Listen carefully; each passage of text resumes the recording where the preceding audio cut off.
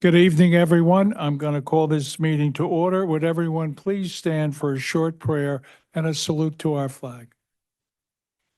Jesus. Almighty God, grant us the wisdom to make those decisions that are in the best interest of all our residents. May the Heavenly Father of us all bless those who have given the ultimate sacrifice in service to our nation, and may He watch over and protect our servicemen and women now guarding the gates of freedom. Salute to our flag. I pledge allegiance to the flag of the United States of America and to the republic for which it stands, one nation, under God, indivisible, with liberty and justice for all.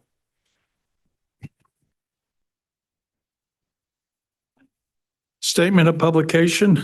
Take notice that this regular agenda meeting of the Mayor and Borough Council being held on this 13th day of April 2026 has been posted and advertised in accordance with the Open Public Meetings Act, Chapter 231, Public Law 1975. Roll call. Councilpersons Blumer. Here. Khaleesi.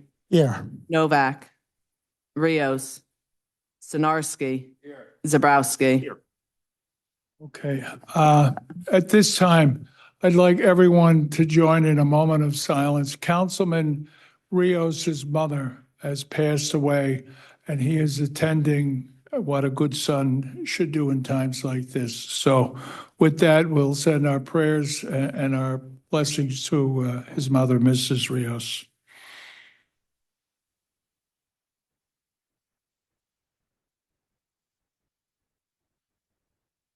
Thank you, everyone.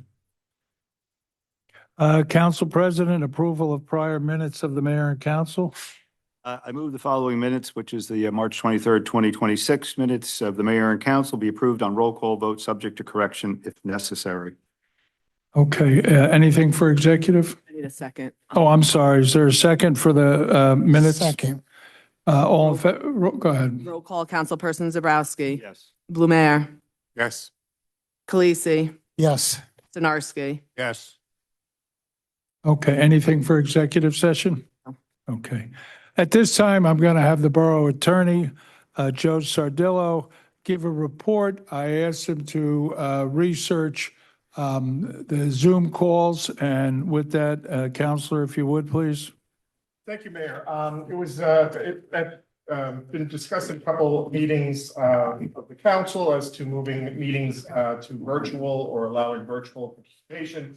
And so I looked into it at the mayor's request, and actually it's interesting. There is a lot of confusion or misunderstanding with regard to public meetings. And I'm sorry, I don't know if I was on public meetings and holding those virtually. There's a lot of dispute in the municipal bar, I should say, as to the interpretation as to whether or not they're actually even permissible. Because previously prior to COVID, those were not something that was conducted.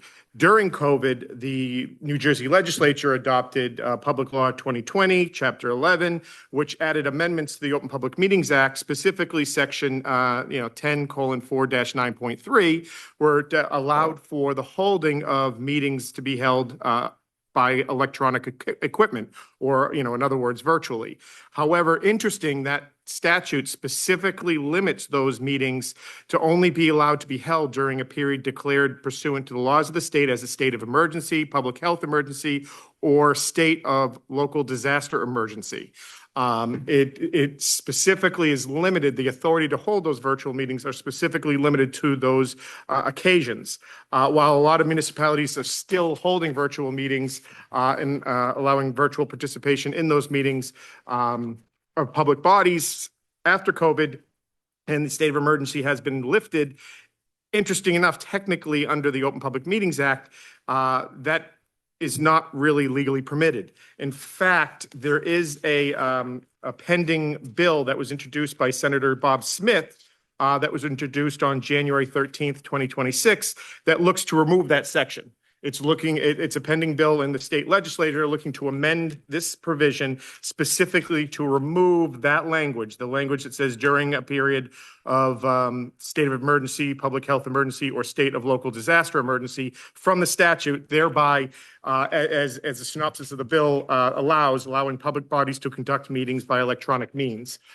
Therefore, it's my interpretation of that is that if the virtual meetings were permitted and are allowed to be done outside of these emergency declarations, then that amendment really wouldn't have been required. So reading those together, I think that the virtual meetings really wouldn't be permitted under the current law. It would need that the bill that's been introduced and pending by Senator Smith would need to be adopted first. So that is Okay. really the standard. And- Now, I will say sorry, Mayor, I just want to say there are towns that still hold virtual meetings. But I don't know where the authority comes from based upon my reading. The other question that has come up to me is, and I can remember when this was enacted through the legislature at the beginning of the century, which allowed elected officials and certain members of state boards and commissions to, in those days, there was no Zoom, it was just a conference call, but you could call into the meeting. You did not have to physically be in attendance.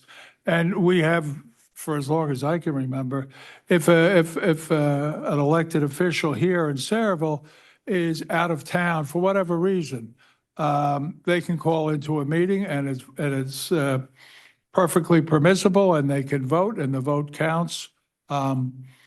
So just to cover those two things. So Yes, Mayor, on that point, just so you're aware, Go there ahead. is a unreported appellate division decision that actually specifically states that under the Open Public Meetings Act, the governing body members can attend those meetings virtually, by a conference call or the technology at the time. well, I date myself. When I was on the redevelopment committee in Trenton, there was no Zoom. It was a conference call. That being said, we'll continue with old business. Public hearing on ordinance number 3-26, an ordinance adopting an amended Hercules redevelopment plan 2 for the former Sunshine Biscuit site, specifically the properties identified as block 53.02, lot 8, block 54.01, lots 1.01, 1.02, and 7, and block 14, lot 1, as shown on the tax map of the Borough of Saraville in accordance with NJSA 40A 12A-7. Okay, before I open it to the public, Council President, if you could identify exactly what property we're talking about with the lot and block numbers. Yeah, I do know that the Hercules properties are numerous and they expand over a great piece of area. This is specifically the Sunshine Biscuits property, or what we all know as the Sunshine Biscuits property, specifically at this point, and it's an application for 2 warehouses, the destruction of the current large and antiquated warehouse and 2 to replace it. Okay, so the current warehouse is located on the corner of Journey Mill Road and Bordentown Avenue. With that, I will open to the public. There is a 5-minute curfew. I'm sorry, John. Mayor, if you don't mind, I am going to make a motion, but the motion is to table this for this time. There are a number of questions that I've had of the developer that have not been answered, so I'm asking that this be held in advance to the next meeting. That doesn't mean that anybody that's here this evening, and I know there may be some discussion about data centers in general, I think we still should open it to the public for that. But I do, with those questions outstanding, I'd ask for this to be tabled. That I will do. So it's open for questions. So anyone wishing to pose a questions or a comment on this proposed ordinance, please raise your hand and I'll call on you. Yes, one young lady, ladies first, my friend.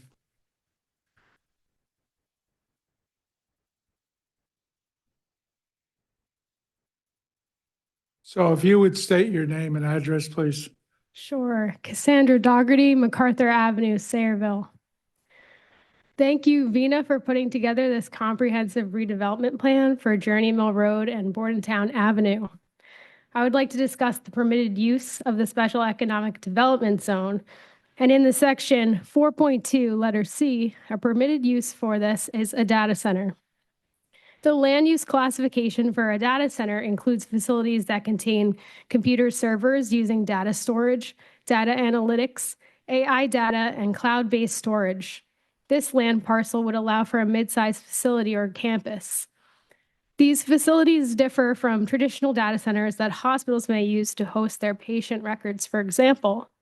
In this land parcel, the size and the resource frame of a data center would greatly compromise the goals the redevelopment plan has written. It states, provide for sustainable and viable land use, diversifying the local economy, and a minimum fiscal impact on municipal resources. The storage of computer infrastructure requires large amounts of electricity to power the computers and large amounts of water for their cooling systems. As a result, a mid-sized data center can consume more than 100 million gallons of water per year, roughly as much as a small town.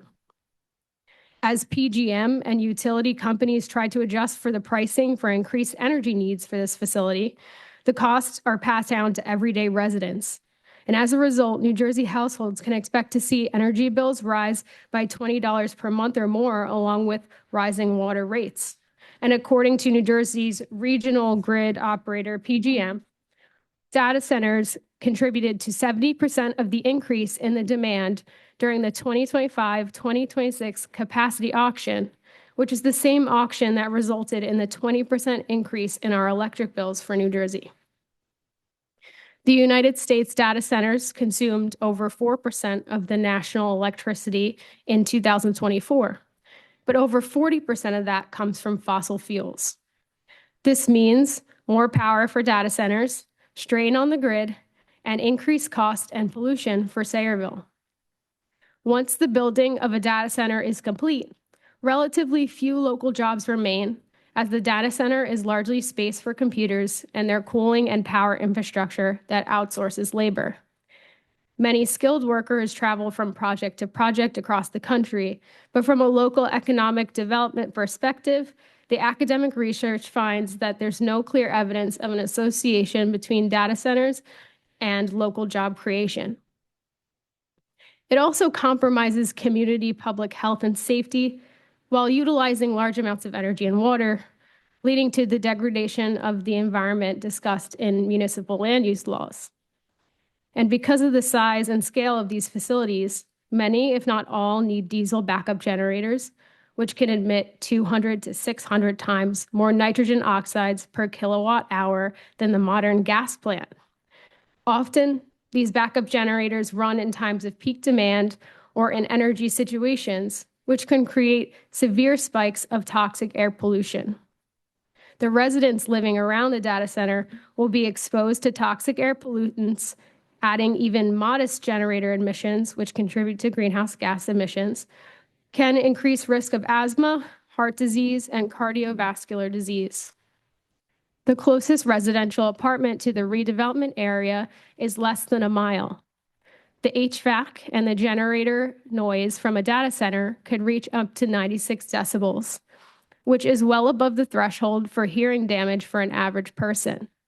Long-term exposure could lead to ringing in the ears, hearing, and permanent hearing loss. Existing power grids and water systems could not rely to support the 50 to 100 megawatt loads per mid-sized center, which without costly upgrades that would be shouldered by the taxpayer and put strain on municipal water treatment plants. These facilities rely on toxic chemicals for cooling and maintenance, which can be discharged into our water systems. I believe that the redevelopment should prioritize the investments in the renewable energy and energy efficiency that align with the state climate goals rather than fossil fuel burning facilities. And to quote the redevelopment plan, the overarching vision for this redevelopment plan is to encourage a development that spurs the economic activity, creates jobs, and provides adequate infrastructure. Should I restart? There's just a closer. Should I reintroduce or keep going? You got a little bit left to go. Just a sentence. Go ahead. Yeah. And provides adequate infrastructure while protecting environmentally sensitive lands. I urge the council tonight to remove the permitted use of the data center in this plan to better suit the project goals and to protect Sayreville residents and surrounding communities. Thank you so much for your time. Okay. John, did you want to say something? No, I just, after all of the public is speaking, I do know that Vina is here this evening and she Yes. can speak specifically to that plan as well. Thank you. I appreciate that. Okay, thank you. Young man?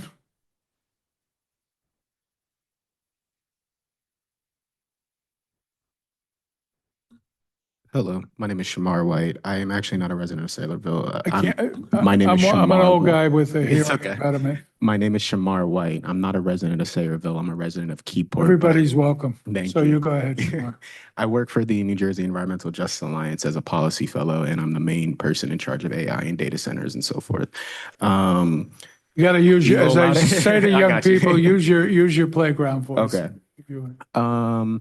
Basically, for my job, I work on data centers throughout the state. I look at the impacts. I look at what happens to the residents. We are a frontline organization, meaning we care about community members most. And we were contacted by residents in Sayreville with a little bit of concern about this.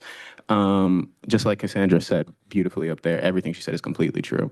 There is no economic benefit to data centers. It is a fallacy. This does not exist. Economists might say it. It does not play out in reality. I've been to Vineland with data centers. I've been to New Brunswick with data centers. I've been to Kenilworth. I've been all over the state with data centers, and the outcome is exactly the same from mid-size to hyperscale. These are not economically viable facilities or an industry. In with that as well, they bring real environmental harms to the people that live in the municipality. Pollution is a real concern from data centers. Most data centers use natural gas or diesel power for their generation. That, like Cassandra said, can release up to 200 to 600 more nitrous oxide in the community. That could spread regionally, not just in Sayreville. I live in Keyport and I'm 20 minutes away and I'm an environmental commissioner for there as well. This would be a concern for them as well. In regard to water, data centers use a guzzling amount of water on any degree, and 90% of the time it has to come from municipal supply. And if it doesn't, it's kept passed on to the ratepayer as a cost. This isn't a one thing. This isn't a two thing. This is consistently across the board. I deeply urge this council, which my organization sent a letter to this council, an email earlier. If you didn't read it, that's okay. But we urge you to make a difference and do something different with this redevelopment plan. This is not something that can go through. This is not something that should go through. And if you care about the residents of this town, it cannot go through. Thank you. Okay. Are there any other questions? Ken?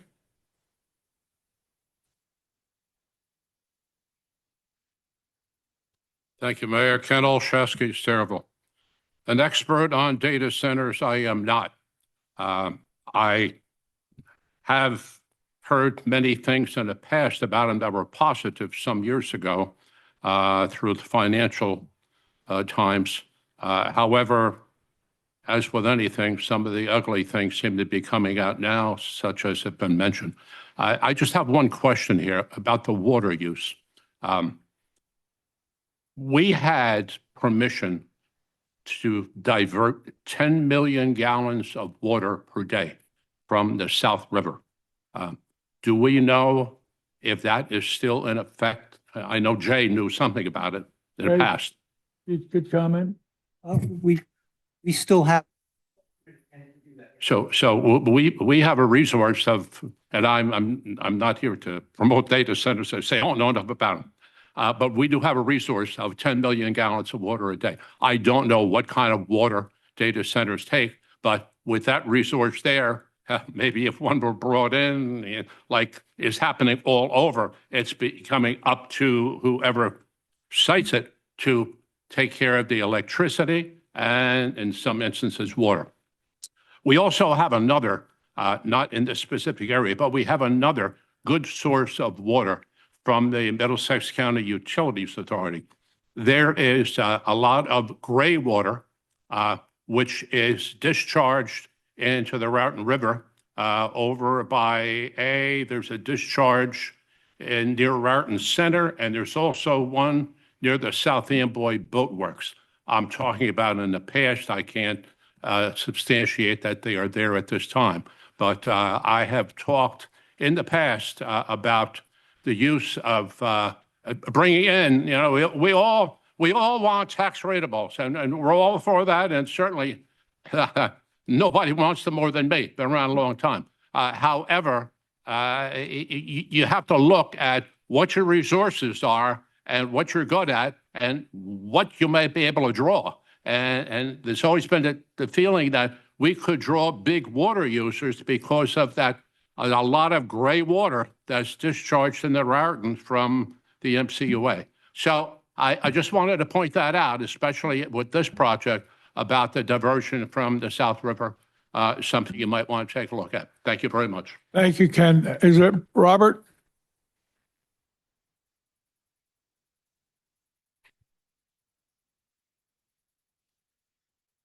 Bob Duffy, 111 Merritt Avenue.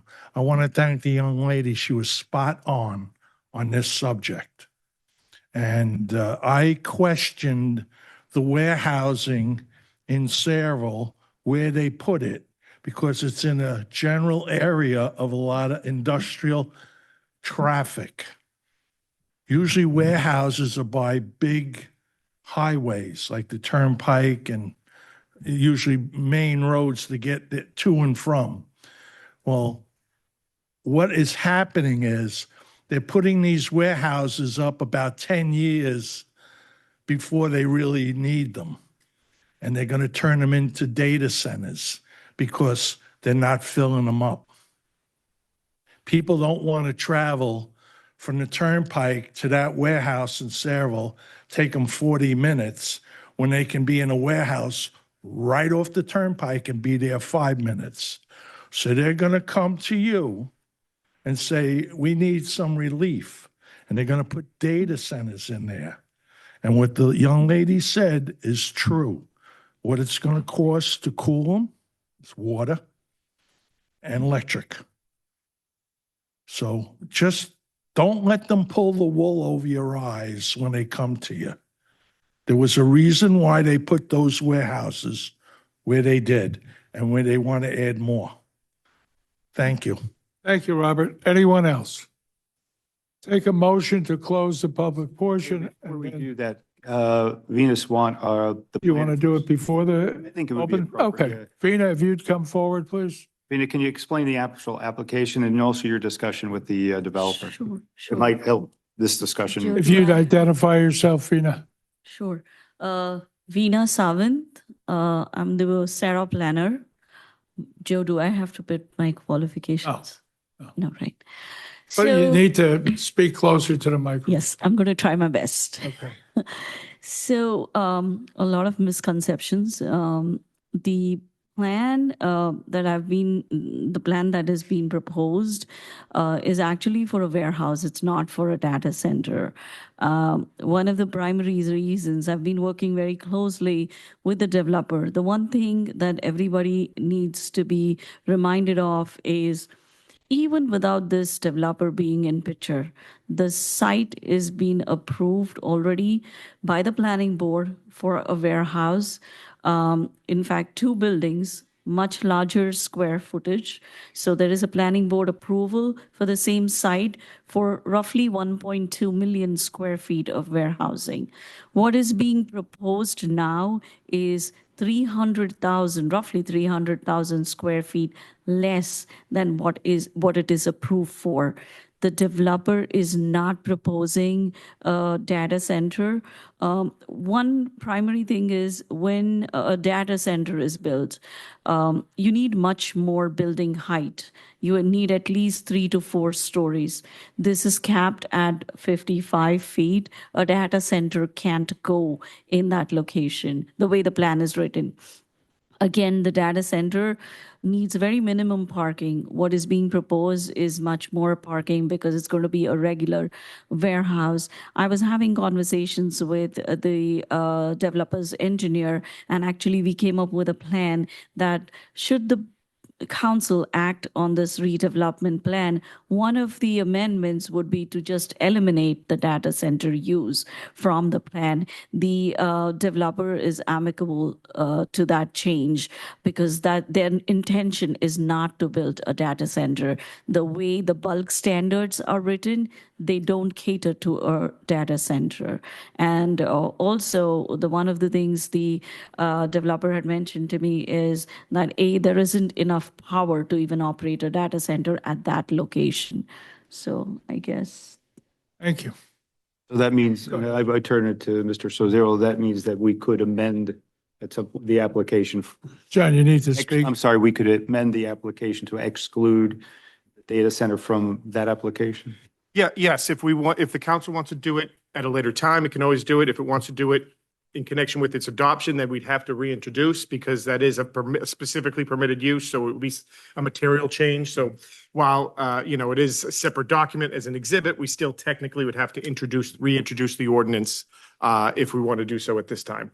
Otherwise, it can go forward with adoption now and then be amended at a later time.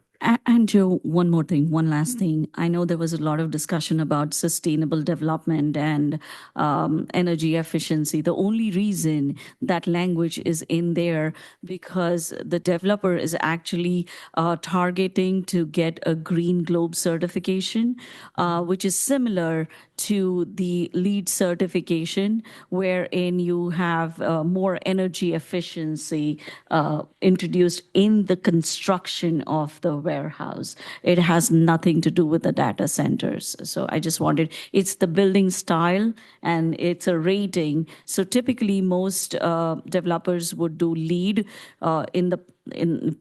like 10 years ago, LEED was the only thing. Now there are other ratings that are being used, and this developer is using the Green Globe rating. John? I have a comment also. Josh, go ahead. I'd like to make a comment to Mr. Olszewski. He's spot on what he's saying about the water, which is a big concern for myself also. 100 million gallons a year, that's astronomical. But MCUA does discharge water, and there's a cogen plant on the other side of the river on Keysby that uses the wastewater from MCUA to cool their turbines and everything else in their aftercoolers. So there is other water available, but I can't see using 100 million gallons of potable water per day. Going back to the black and the gray, that means two different waters that are treated before going to MCUA. Black water is sewage, gray water is dishwasher, washing machine, stuff like that. The name of the water that's being treated that goes out into the bay is called effluent. Effluent water is the water that's being reused by certain people at this point. And that's a valid point that we could use the water from MCUA. And then they pay to use it, and then they pay to discharge it again. So that's something. And I'm only speaking about the water only. That's the only thing I'm talking about. Okay, are there any other questions or comments? Being none, thank you, Vina. Thank you. Okay. Mayor, if I may, just since procedurally, since we opened the public hearing, I know the council president had mentioned making a motion to table, but at this point, it won't be to table, it would be to carry the public hearing. Since it's already been opened, you're allowed, while ordinance is pending, you're allowed to carry a public hearing multiple meetings. So that way, when we come back at the following meeting or whenever this is rescheduled, it will be just continuation of the public hearing at that time. You want to take a straw vote of everyone sitting here if they're in favor of removing the data center from this plot of this site? Hervé? Yes. Stash? Yes. John? Mike? Absolutely. Okay. So it will be removed. This will be amended. Just for some Sayreville history, I took office in 2000. At that time, a company out of Philadelphia purchased, that used to be known as Sunshine Biscuits. They bake bread and cupcakes and all that stuff. Long story short, they wanted, in those days, it wasn't called a data center. It was called a web farm. And they bought this warehouse. It was 1 million square feet, and they bought it to make it a web farm because Sayreville is crisscross, at that time, it was crisscrossed with fiber optics, and we had redundant energy supply. So we checked the boxes. So I had Governor Whitman come, who was, anyway, she came. She gave us a grant to explore it. And then the data and the web farm market like collapsed or something before they got to it. And they just used it as a warehouse. It's not really suited for a warehouse because the ceilings are only 16 feet. And warehouses need a much higher height. They stack the goods higher.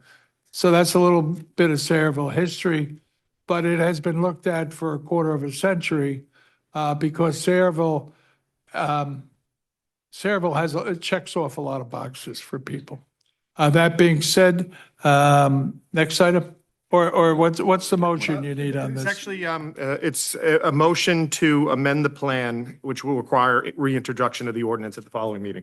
Okay, John, if you would. I'll make that motion. Second. Yeah. Motion made and seconded. Roll call. Councilperson Zabrowski. Yes. Blumer. Yes. Delisi. Yes. Sinarski. Yes. Okay, appointments tonight.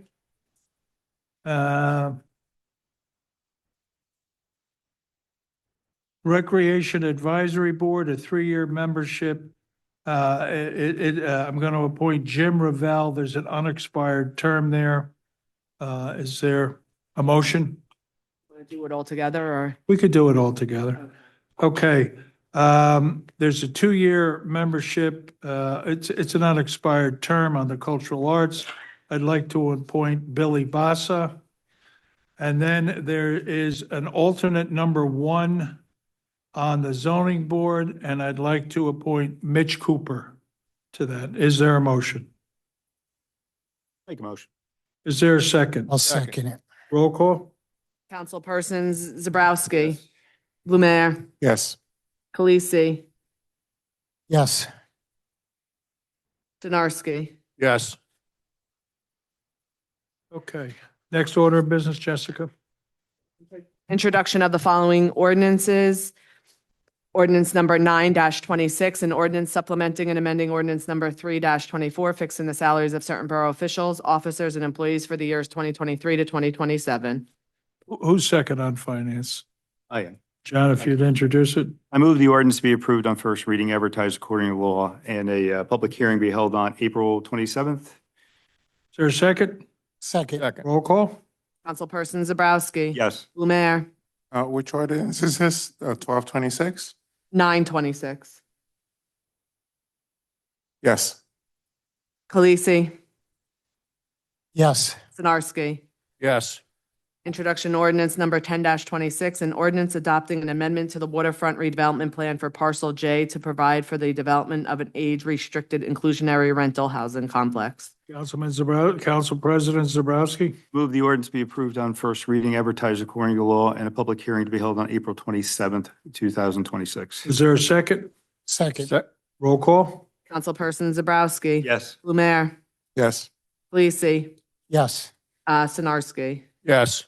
Ordinance number 11-26, ordinance amending the borough's regulation and licensing requirements for fishing on borough property. Councilman Khaleesi. I move the ordinance be approved on first reading, advertised according to law, and a public hearing to be held on April 27th.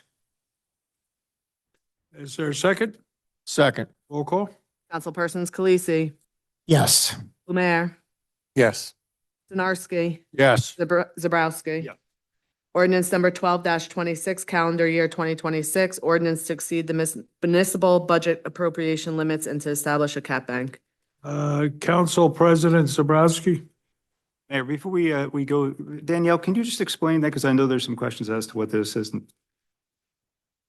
Danielle, I'm really having a hard time hearing tonight. So this is an ordinance that we pass every year. It's part of the budget process, and it allows us to increase our appropriations from 2% allowed by law to 3.5% as a cost of living adjustment. So one of the major benefits of having this ordinance in place is that it also establishes a cap bank. So if you are under your cap, you can use the bank that you have established in the next 2 years succeeding budgets. Thank you, Danielle. I move the ordinance be approved on first reading, advertised according to law, and a public hearing to be held on April 27th, 2026. Is there a second? Second. Roll call? Councilperson Zabrowski. Yes. Blumer. No. Khaleesi. Yes. Sinarski. Yes. 3-1. Joe, on the cap one for introduction. It's follows a normal. Okay, all right. It doesn't require. Okay. Okay, next item. Open to the public on the resolutions. Okay, at this time, I'm going to open to the public questions or comments on the resolutions. Other questions or comments? Ken?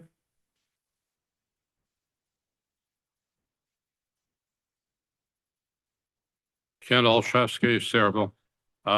Resolution 2026-97, authorizing execution of the agreement with Township of Old Bridge and Middlesex for improvements to intersection of Journey Mill Road and Bordentown Avenue.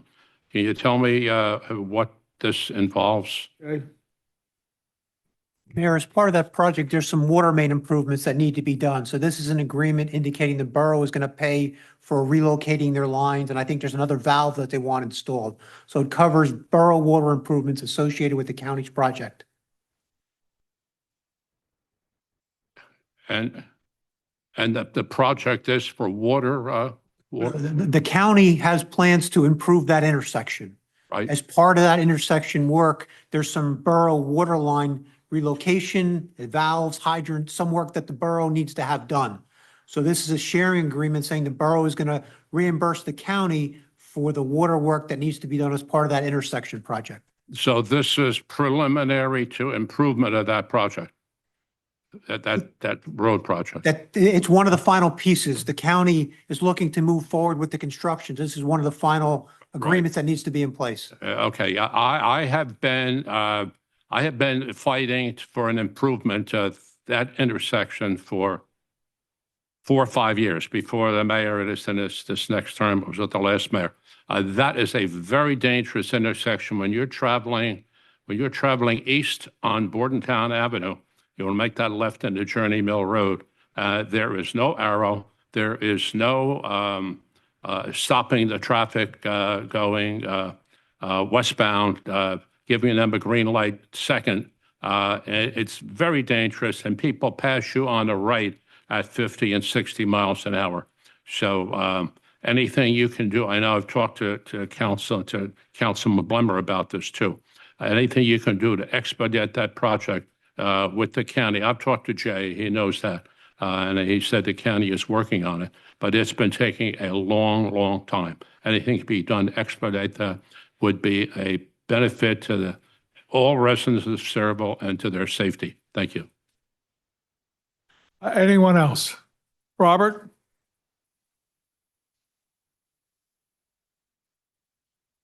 Okay. 202699. The buying of pickup trucks. Can you tell me how many you buy a year? Roughly? Doesn't have to be exactly, Glenn. Well, it waxes and wanes because you never know when trucks are going to Right. reach their Okay. life's end or if the body's rotted out. So Right. Okay. there's really no way to quantify it from year to year. It's on an. Well, you could buy 30 a year. We don't buy that many. Huh? We don't buy 30 a year. Well, how many, you don't know how many you Off the buy? top of my head, I don't know what we did this year, but I can Danielle, find you out. have a educated guess? I would feel better looking into it and coming Okay. back at a Okay. later meeting. Would you What give I'm Bob a trying- call when you get the number? What I'm trying to get at here, we always go with some sort of state contract. Okay? I know if the township bought them directly and got a fleet number, sometimes you can work a better deal when you buy 5, 10 with a fleet number from Ford. I don't know, is the state contract cheaper? Well, I'll have Exponentially cheaper. Danielle answer that because she's a qualified and a certified municipal purchasing agent. Well, it just seems a lot of money, 140,000. Go ahead. For 2 trucks. Danielle, wait, a minute, Danielle? The only way that we 70,000. can procure these vehicles is either through a state contract or bidding it on our own. We have tried bidding vehicles in the past on our own, and we did not get any respondents to our request for bids, especially for pickup trucks. Really? Yes. Yes, and Bob, I could tell you at 70 grand for an F-250, we're getting a bargain. Oh, they come with plows also. Yeah, but an F-150 out the door now is in the 70 to $75,000 I range. So just- it's generally about 20% cheaper than a retail. Okay. Because I know when you have a fleet card, you get it really cheap. Well, the you state buy the contract is if I may, Daniel. No, you go, a state contract is every municipality, county government throughout the state uses the state contract numbers. And so essentially, you're buying at that fleet price. Okay, thank you. Okay. Appreciate it. Any other questions or comments on the resolutions? There being none, I'll entertain a motion to close the public portion. Mayor, I move the public hearing be closed and the consent agenda resolutions be approved on roll call vote. Second. Roll call. Councilperson Zabrowski, Yes. Blumer, Yes. Parisi, Yes. Sinarski. Yes. Motion to accept the correspondence. Or motion? Motion to accept our communications? Is there a second? Make Second. Roll call. Councilperson Zabrowski. Yes. Blumer, Yes. Parisi, Yes. Sinarski. Yes. Correspondence? Just did that. It's on John for admin and finance. Retirement resignations? Yeah, we did all that in one motion. All right. Council reports. Administration and Finance, Council President Zabrowski. Progress, Mayor? Okay. Public Safety, Councilman Blumer. Thank you, Mr. Mayor. A big thank you to our police, fire, OEM, Morgan, and Sayreville First Aid departments for your presence and support in ensuring a safe and successful Little League opening day this past Saturday. Your dedication helps make events like this possible for our families and communities. Plus, it was an awesome day. Right, guys? Thank you, Councilman. Public Works, Councilman, who's second on Public Works? Third. Okay, go ahead, Sash. I have a couple things on Public Works. The first one is I'm glad to see the street sweeper running around Sayreville. If anybody needs making sure that their street's not attended, please get in touch with me and we will make sure your street's also taken care of. What I do like about them using a street sweeper now, they have a tail, which is a dump truck riding behind them. And so instead of the truck riding to Sherwood Forest from the Borough Hall, they have the truck follow them and then he dumps right there. Before that, they would have to dump in a central location to get rid of the debris that they pick up. So this saves so much time and they get so many more streets done per day. Also, we have something different, which I like Sayreville's doing. There's some people that are celebrating anniversaries as far as being employed by the borough. We have Dawn Mayer, 8 years, Eddie Grella, 8 years, Jeff Zaleski, 2 years, Jonathan Sabo, 4 years, Nicholas Taspinos, 8 years, Chris Barsley, 3 years. So it's nice to see that the borough recognizes people for their time that they spend working here. Because sometimes people put a whole career in somewhere, and when you walk out the door, you hand your keys and you leave. But it's nice that they're doing something like that. That's all I have on that one. Would you just dovetail into water, sewer, environmental stuff? Yeah, water and sewer. I talked to you before about the water usage. Sayreville's up to, what do we have for this month? 156 million gallons of water that they use this month in Sayreville. I'm sorry, last month in Sayreville. That's a lot of work. Mary brought up Buchanan Pump Station or Buchanan Street. I'm not sure what she brought up last meeting. The issue was at Buchanan Pump Station. Yes, they did have a sewer spill at Buchanan Pump Station. It was taken care of promptly. The state was definitely notified. DEP was notified. Everything was cool. Pipe rusted on the discharge side of one of the pumps, caused this spill, and it was taken care of. It's something that happens. It's an incident. Okay. The other thing on my side, I'm glad Cross Avenue is back open again. I'm sure there's a lot of residents happy with that one. Since I got the floor, I got one more thing about the electric motorcycles. In July, I've heard there's a new law coming out with this. I have had it with these things running around town. There is absolutely no control. They're running all over. I got to tell you about an incident I had by my house this weekend. A little boy, he was less than 10 years old, coming down the street, and he was zigzagging side to side, side to side.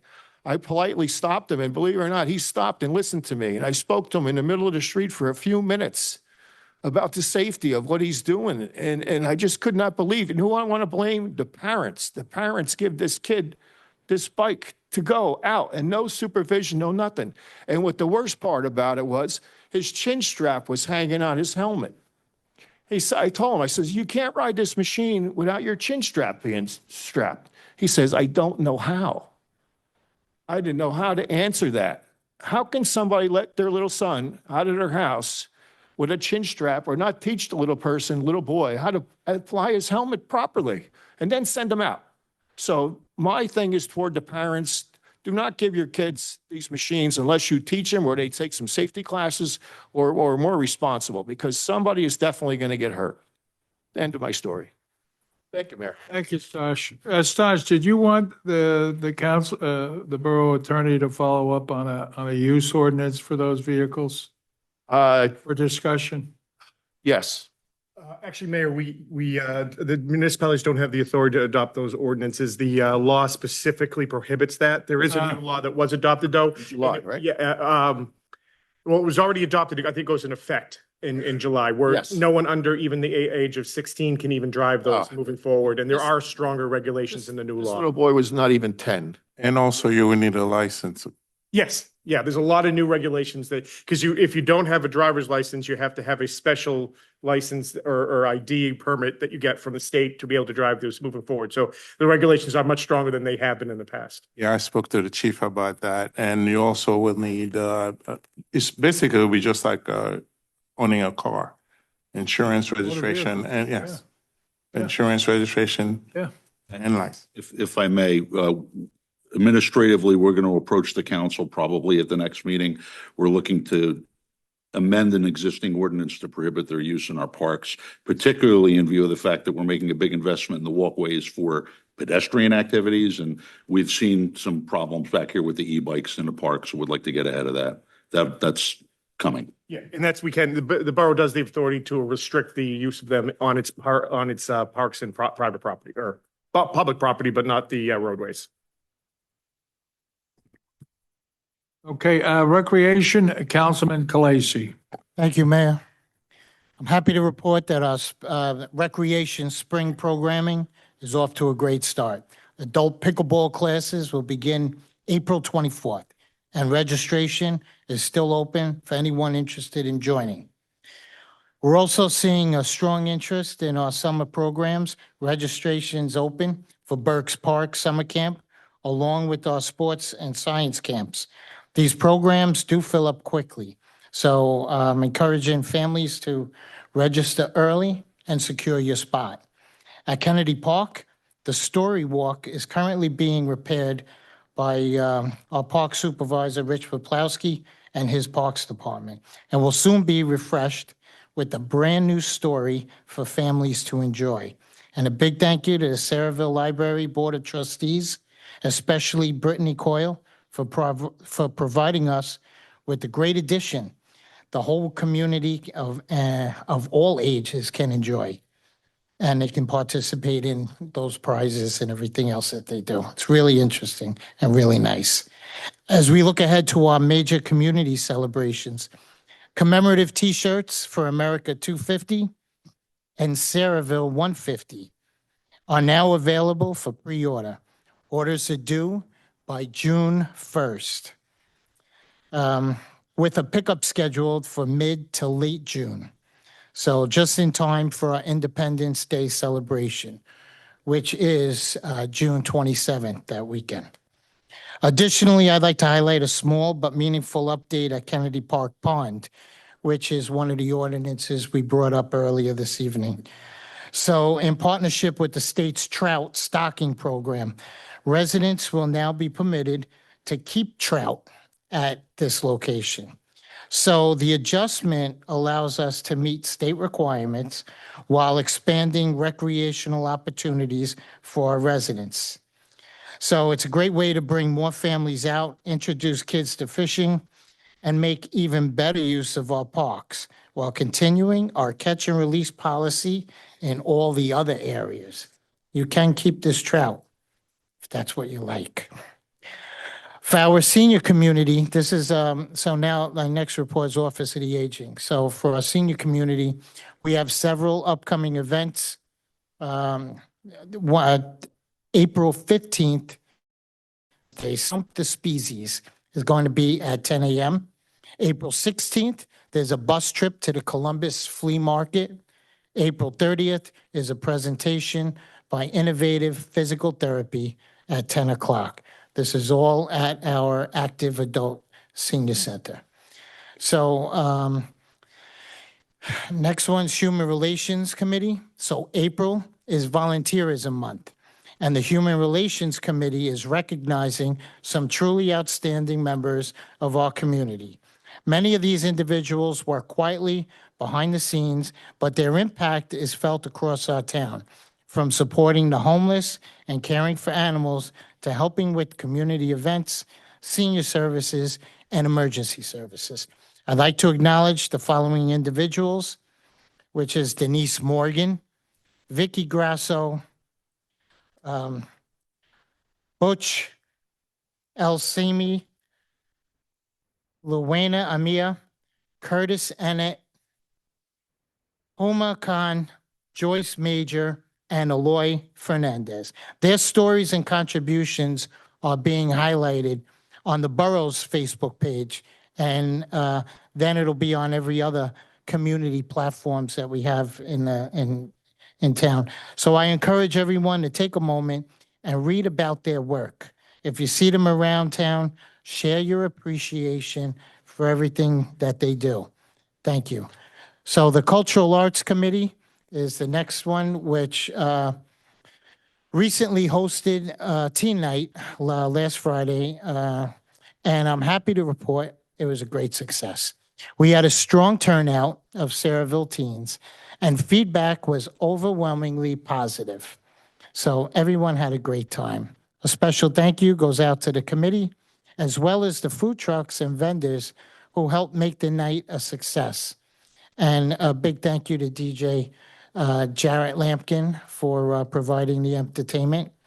So teen night, the next teen night is already scheduled.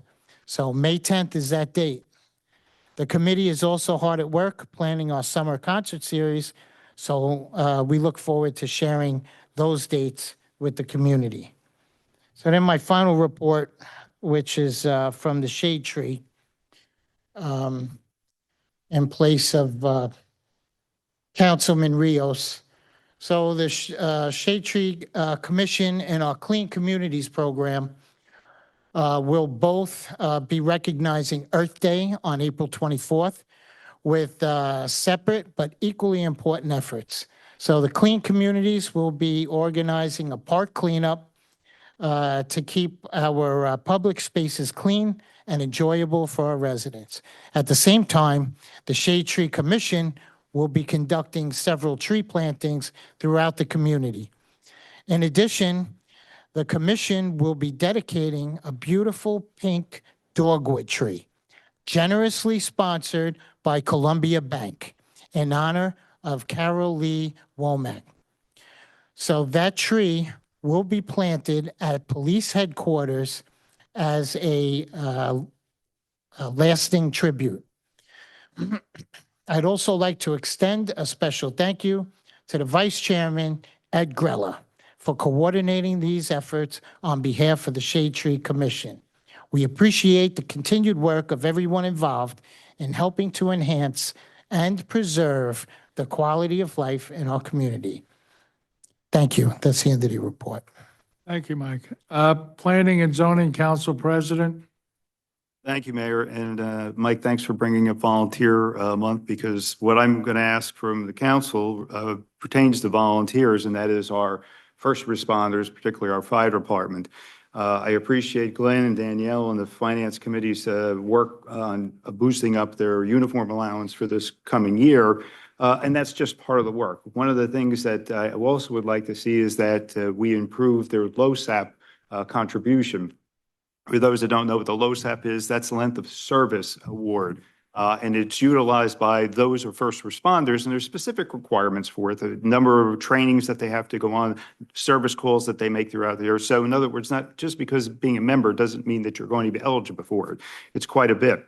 And as we do know over the years, the number of calls, service calls, not just fire calls, has become extremely high, but the number of members has become exceedingly low. In 1999, I bring that up because that's when we did LoSAP for the first time by ordinance. There were 130 members, 130 plus members in the fire department. There's now about 66. So there is a need to be able to retain and also recruit those members.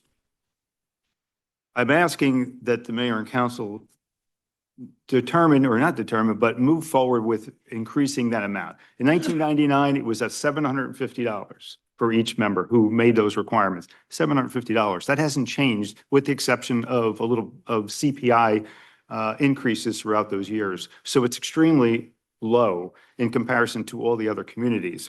There's a couple ways to do this. It can be by resolution, it can be by ordinance, or more specifically by referendum. And the referendum may be the best available option because it allows our community itself to vote on behalf of that members and show them how much they're enthusiastic and their contributions they made to our community.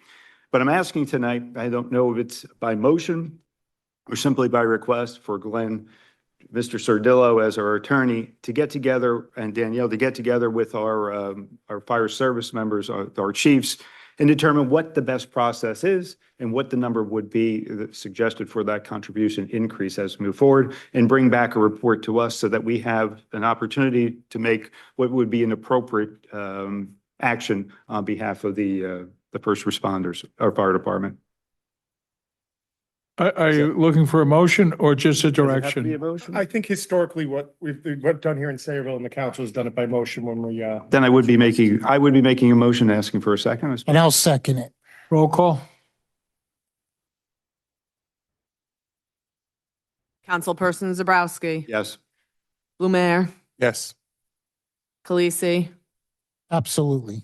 Zinarski. Yes. And that's to authorize Glenn to meet with fire department, fire chiefs. Okay. And Mayor, just to end my report very quickly, tea night was great. It really was like a block party, very enjoyable. Sayreville Little League, I agree with Hervé. Great day. The number of young, really 6 and under that are joining T-ball, their numbers have never been stronger. It's outstanding. And Sunday, we all attended the BIC annual banquet. And just, again, a shout out for those volunteers and the specific and precious work they do for our special community. And that's my report. Thank you, John. Several things. First thing is I went to the Sayreville opening day parade on Saturday, and it was fabulous. It's like the highlight of my year. The nice thing to report, one of the trustees came up and told us since we took away the barrier of entry of registration fees and uniform fees, the numbers are escalating. You know, it can't be a better wish in our town for the kids, all the kids to be involved in activities, whether it's athletics or some other activity. And that ordinance from last year seems to be working quite well, and more of our children are getting involved in the sports because there's no obstacle anymore. The obstacle was removed. Second thing, I'd like to put together a committee for our BA. He is working and has been working for some time without a contract. I'd like to ask Council President Zabrowski and Councilman Blumer to be that committee to work with our BA coming up with a new contract. Thank you for volunteering, Hervé. And John, that being said, several weeks ago at the Senior Center, or active adults. The Jupiter Power Company had a very large and very thorough public presentation for a project they're looking to build where the old coal-fueled electrical plant was. And while I was there and Councilman, practically everybody was there. Long story short, I got in a conversation with Councilman Blumore, and he said that he thought it would be a good idea if we did that same kind of presentation with the prospective new cable company. And since you're kind of our IT guy here, Councilman, I'll leave it to you to elaborate further on what your thoughts are. And we'll, if you say pull the trigger, we'll go ahead and get it done for you. Well, I'm thinking if we have the people come in and they're able to explain to the residents what the best way to use whatever it is that they're trying to present to us. For instance, with the cable company, it basically when you build it, they will come. If you build it, they will come. What it is that a lot of people were asking questions. Is it going to cost me this? Is it going to cost me that? Is this going to be because of this? How? Because I had this with Verizon. I had this with Cablevision. Can we have this? Can we have? The bottom line is, when these guys come in, they'll have people there that would tell you exactly what's happening, so that at least you have a better understanding of what's going on. For instance, obviously, if the cable company we have another cable company, that would spur competition. And of course, competition is good for everyone. Now you're paying $60 for Cablevision. Now that there's a competitor, you might be ending up paying 30, 40, depending on what kind of services you want. The presentation will answer all kinds of questions that you may have that will not be limited as to when you are here to only having 5 minutes to ask questions. So, by way of instruction, what we will ask the business administrator to start arranging that and to coordinate it with you so that it meets your specifications. I thought what Jupiter did was very good because I don't think there was a subject matter that they missed. They had their engineers and their professionals at all those points in the hall at the I call it senior center, and it was nicely attended. By the way, the local electricians union took their apprenticeship class and moved it from where they would normally have it. They moved it to that room, and all the apprentice electricians went through point by point there. And the president or the vice president of the union later told me, he said it was truly excellent for the young electricians. It was a great presentation. Oh, no, I don't. You remember, these people are trying to sell us something, which is great. I don't have an issue with that. Only thing is, a lot of the what was being presented, we didn't have somebody else to counter. You know what I mean? I mean, it's when on the cable, right? You know, so everything else, because I love when the more information you get, the better. But we also need the experts, somebody on our side, to be able to counter whatever they're saying. After all, I'm trying to. When you think I don't listen, I do listen. Okay. So Glenn will make those arrangements and coordinate with you. Sure. Okay, and thank you for volunteering once again.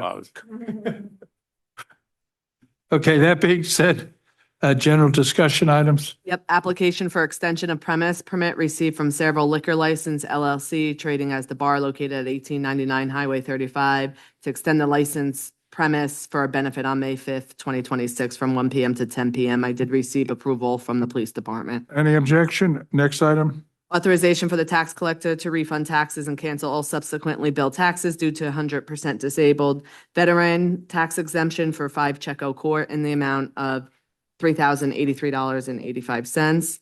Any objections? Authorization to renew liquor licenses for the year 2026 to 2027.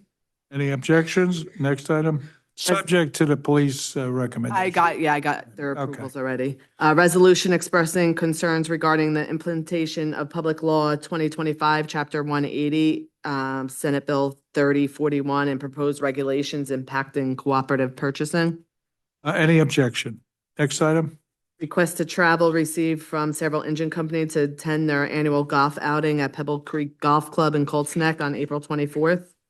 Any objection? Next item? Application for membership as a firefighter received from Ishmael Rojas, accepted by Mitney at their March 2nd meeting. Any objections? Next item? Authorization to purchase Petzl EOAP Personal Escape Systems and Training from All Hands Fire Equipment of Wall, New Jersey through Sourcewell contract in an amount not to exceed $71,665.60. Any objection? Next item?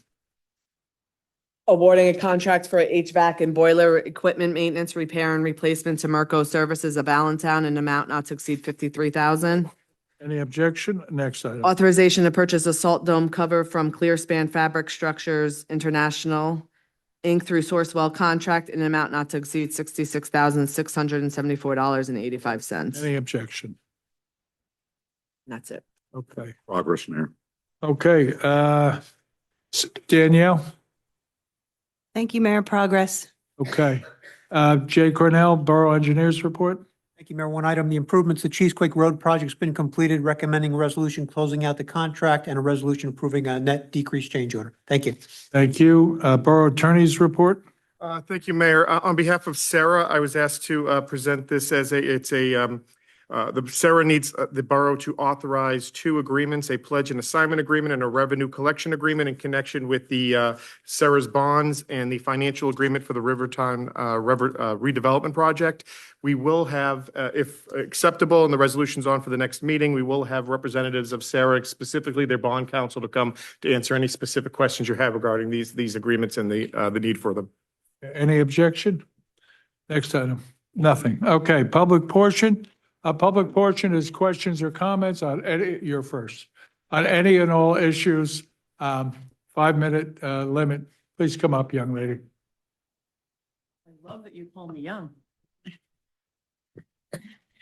Good evening, Mayor, council members, and members of the public. My name is Susan Makaitis, and while I live in Atlantic Highlands, New Jersey, I'm here on behalf of Food and Water Watch. I had Food and Water Watch, which is an organization with 2 million supporters fighting in support of sustainable food, clean water, and a livable climate for us all. I had sent emails to everybody on the council. I hope you received them. Mayor, yours got bounced back, so I apologize for that.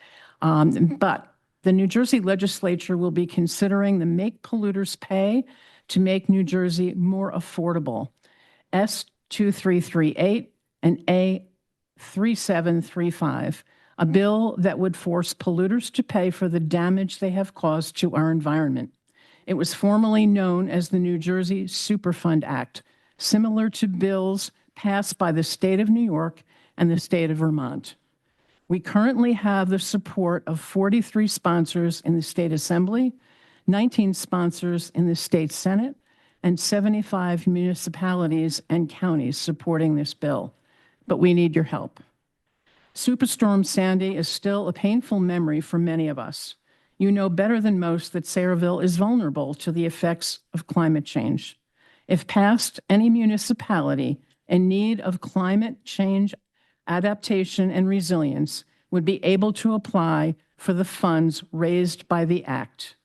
If passed, it is estimated the act could raise an estimated $50 billion, that's with a B, over the next 20 years. This is a great opportunity for Sayreville to support a bill that would provide funding at no cost to taxpayers. Will you support this bill by resolution at your next Borough Council meeting? I have included summary documents and a draft resolution that was emailed to all of the council members. Many thanks in advance for your anticipated support, and I'm available for any questions. Okay, what I'm going to recommend Yes. is there's a young lady in the back, or did she leave? She left. Okay, timing's everything. Right. I will put you in touch. If you have a contact card on you I do. that you can give our clerk. Yes. I'm going to have our environmental commission call you, I'm going to ask you to make your presentation and have a thorough Q&A with them. Okay. And then based on their recommendation, we will either take action or not take action. That's fair. Okay? Happy to do that. Is everybody in agreement with that? Mike? Okay. So that you waited this whole meeting. You are committed to your cause. A couple of things, just as a reminder that there are fact sheets that I provided via email and also a sample resolution. Okay. Jessica, do you have a card? I got it, but it was too late for the agenda. Okay. So you have it, but let me give you Jessica's contact information. Okay, and I have She's business our cards as well. clerk, and she's the gatekeeper for everything but the paycheck. And I also have cards that I can give you. Okay, so if you would give it to Nicole or Jessica, we'll be good. We'll get you, I'll ask Ernie to put you on next meeting. That'd be perfect. Thank you very Okay? much. Thank you. Are there any other questions or comments for the open public portion? Ken? Ken Olszewski, Saraville. I too, Mayor, was at the Jupiter presentation, and quite a few people there. We asked some questions, but obviously Jupiter had a lot of paid professionals there on their behalf.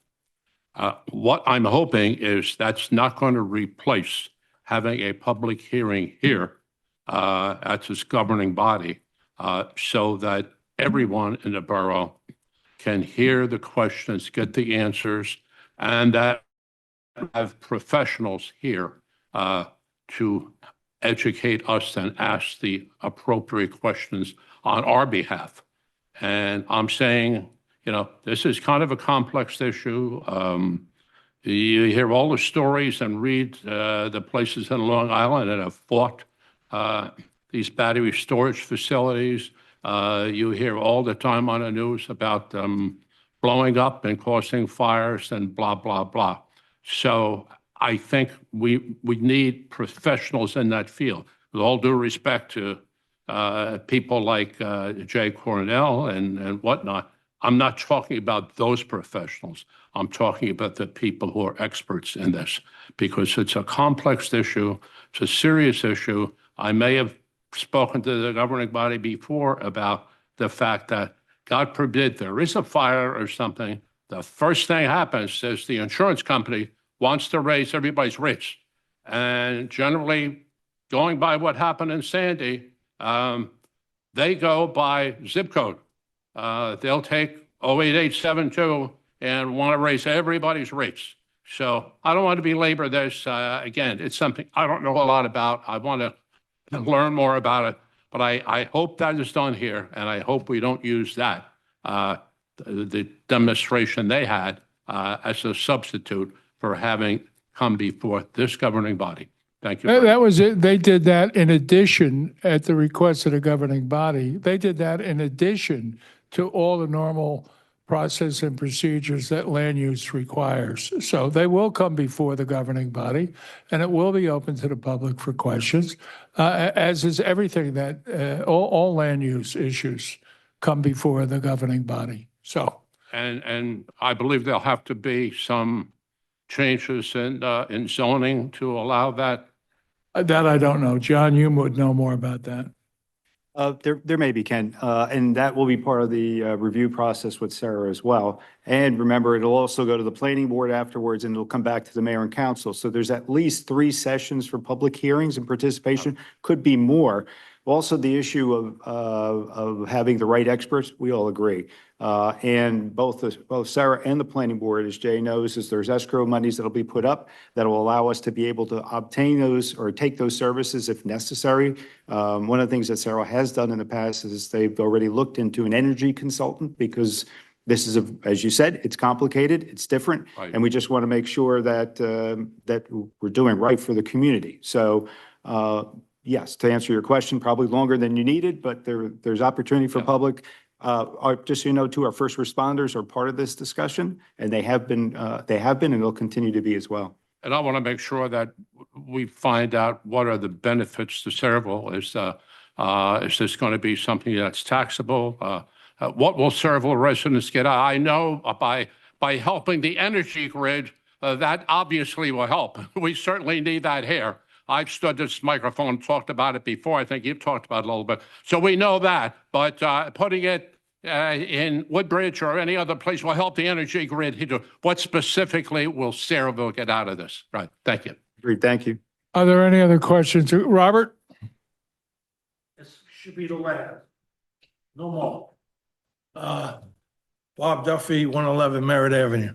On Stasha's thing about the motorcycles and the children with it, in today's New Jersey news, motor vehicle stated they'll be ready for July 1st with all of the